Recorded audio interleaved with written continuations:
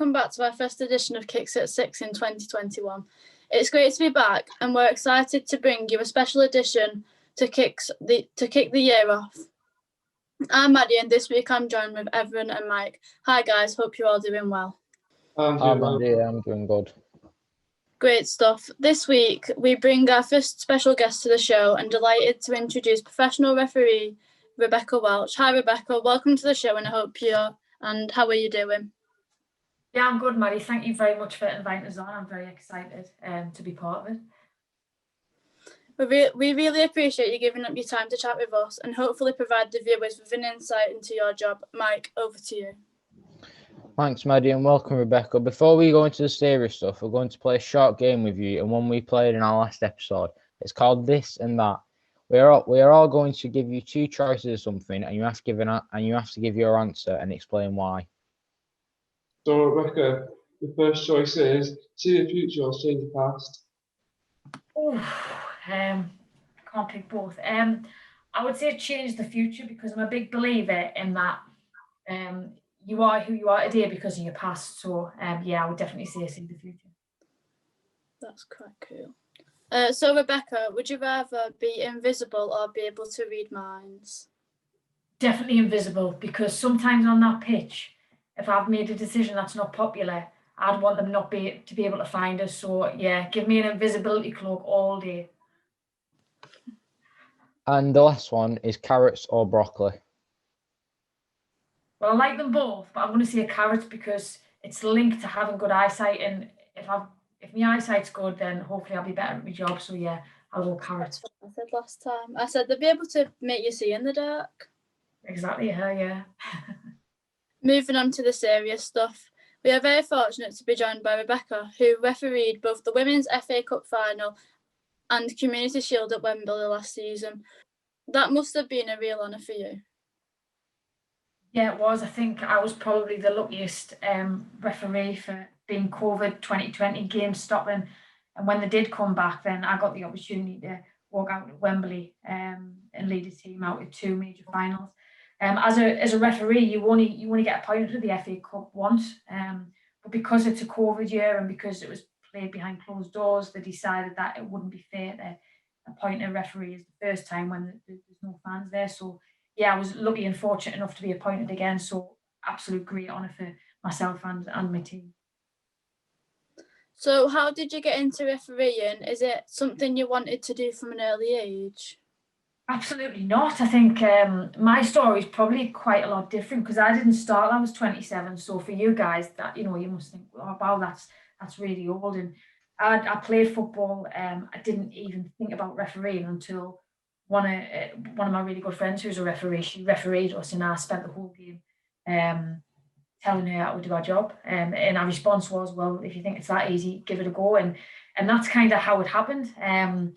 And then 10 years later, here I am sitting doing an interview with you guys, and I never ever thought I'd be in this position. But really, really grateful for her input on what has been a really good career for me.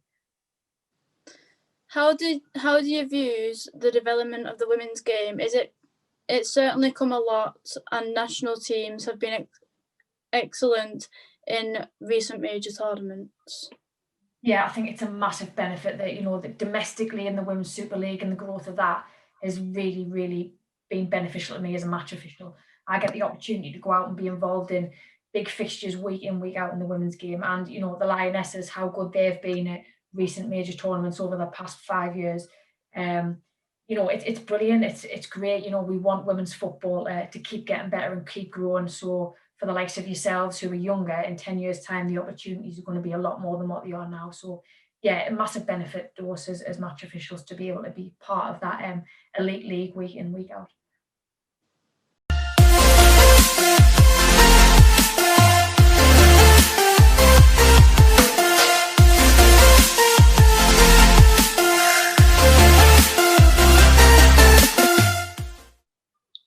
I'm a football fan myself.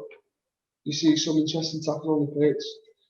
Rebecca, what's been the worst challenge you've ever seen when refereeing? Good question. To be honest, I've been quite fortunate enough to not be involved in a game where there's been horrendous tackles. I think probably the worst thing for me, I've probably seen on TV. So, you spitting for me is one of my real bugbears. Like, I just think it's disgusting. And, I've seen other players spit at other players, and I don't think it happens a lot now. But yeah, that's probably one of the worst things I've seen, to be honest. It's not nice, and it's really disrespectful. And it doesn't matter how much we want to win. We've still got to be respectful when we go out on the field to play. What's been the best piece of advice you've ever been given the game, and how has that helped you as a referee?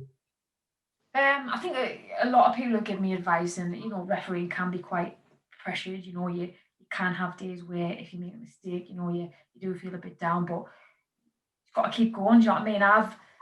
I've improved as a referee by making mistakes, and if I get everything right, I don't learn, I don't improve. So probably the biggest piece of advice is learn from your mistakes, and that's not just in refereeing, that's in life.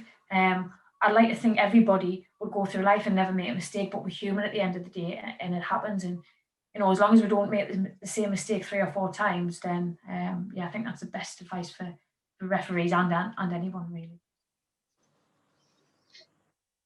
At the end of last year, you were promoted to the elite category of female referees. What are your ambitions to referee in the game? Yeah, it was a good year for me last year. Obviously delighted to be promoted to the elite category and represent England in Europe. So for me, my main aim is hopefully being selected for the Euros 2022 which is in England, which would be brilliant to have it at your home nation, but you going and representing your nation. And then after that, there's the World Cup in 2023, which is being hosted by Australia and New Zealand. So, 2 very big ambitions, which I've got to just work really hard to put myself in selection for them tournaments. Linking in with Evan's question on ambitions, you must take a lot of inspiration from seeing Massey Ellis and the progress she has made. Yeah, absolutely. I think what Sean has achieved in the men's game in England, and now what she's achieving, being involved in UEFA, is massive. And I think she's an inspiration to all girls, not just in England, but all around the world. Even not the referees, but young footballers who see Sean walk out now week in, week out at the Premier League.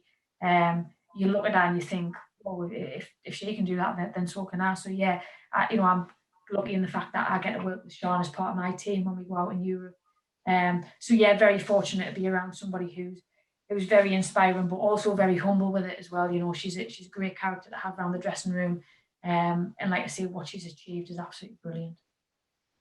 VAR is a big subject in the game at the moment for many reasons. What's your personal view on it?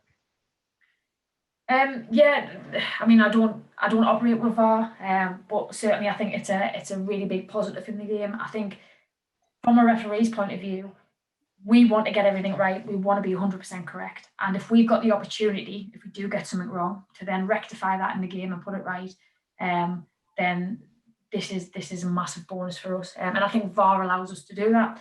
Yes, I think like anything, when it comes in, it's new, has its teething and problems. So you have to keep working with it until you get used to it. And football's all about opinions. So I don't think VAR takes that away. You still hear people talking about whether it was or whether it wasn't. Because football is based around opinions, and that's why we love it so much. But yeah, for me, I think VAR's been a very good addition to the game. Last one to end this is for any young people who might be watching this and considering getting into refereeing. What would your advice be?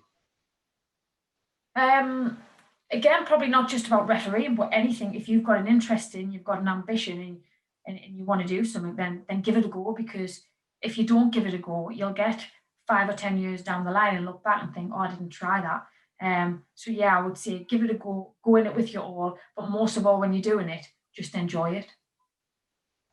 A huge thank you to Rebecca for joining us this evening. A great insight into your refereeing world. I think we will take a lot away from some of your answers. As we come to the end of our show, a reminder that the Kicks virtual timetable is still live and providing you with lots to do online with quizzes, FIFA leagues and club Zoom sessions.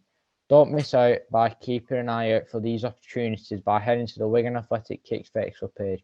As well as this, if you want to get involved and join us here at Kicks at 6, then we are always looking to add to the team. Big thanks you to Maddie, Mike and Rebecca for joining me this evening. See you in the next edition of Kicks at 6.